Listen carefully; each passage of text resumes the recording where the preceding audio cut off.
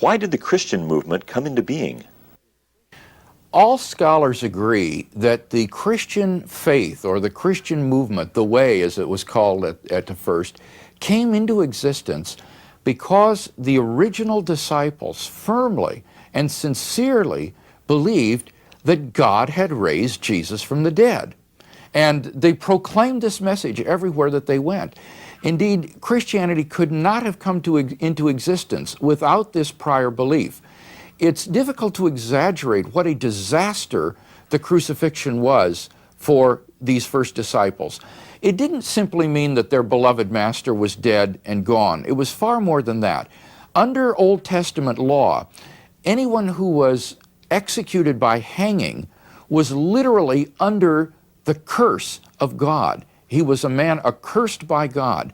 And the Jews applied this Deuteronomic passage to crucifixion as well.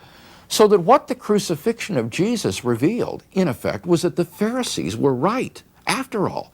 That for these 3 years, these disciples had been following a man under the malediction of God, a man who was a heretic, a Jewish schismatic, an accursed man. So that the crucifixion put a tremendous question mark behind everything that they had believed and trusted their lives to. And therefore the crucifixion for these disciples was literally a catastrophe. And the resurrection of Jesus is what enabled them to believe that Jesus was Messiah after all, that God had vindicated Jesus by raising him from the dead, despite the fact that the Jewish leaders had crucified him for blasphemy. It showed that his claims were true after all. So that without this prior belief in the resurrection of Jesus, the Christian movement could never have sprung into being. It could never have come to exist. So the question then becomes, well, where in the world did the disciples come up with this outlandish belief that God had raised Jesus from the dead? If you deny that Jesus really did rise from the dead, then you've got to explain the origin of the disciples' beliefs in terms of either Christian influences, pagan influences, or Jewish influences on them. Well, now, obviously, it couldn't have been the result of Christian influences for the simple reason that there wasn't any Christianity yet. Since the belief in Jesus' resurrection was foundational for Christianity, it cannot be explained as the later retrojection of the Christian church back into the records, because there wouldn't have been any Christian church had they not believed in the resurrection to begin with. But neither can it be plausibly explained from the side of pagan influences. Back around the turn of the century and the heyday of the so-called history of religion schools, many comparative religious scholars ransacked the literature of paganism and comparative religion to try to show parallels to certain Christian beliefs in other world religions, including beliefs like the resurrection. And some thought to explain the origin of the disciples' beliefs as the result of the influence of these pagan beliefs. The movement, however, soon collapsed, and this principally for two reasons. First of all, the parallels were spurious.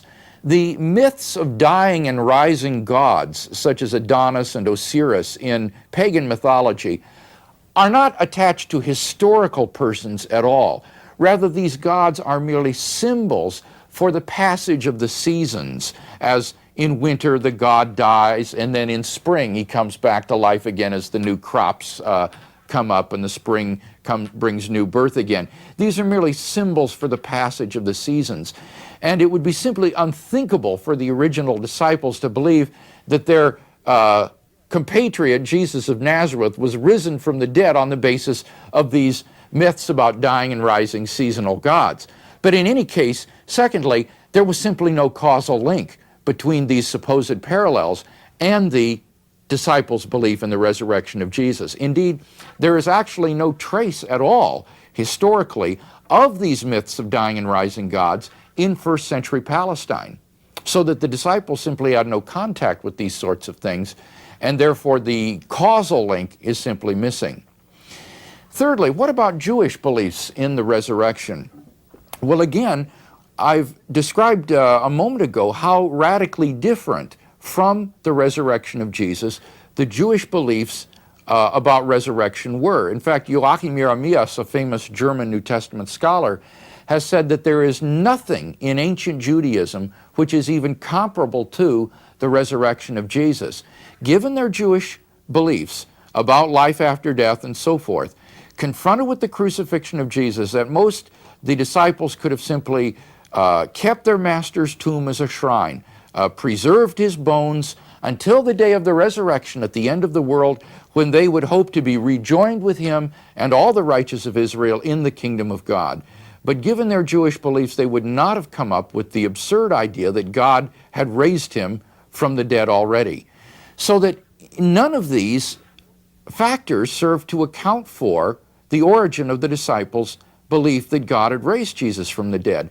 We have here a belief which nothing in terms of antecedent historical influences can account for. And therefore it seems to me that the best explanation for the origin of this belief and the origin of the Christian movement itself is that the belief was true. Jesus did rise from the dead, and that explains the origin of the Christian faith.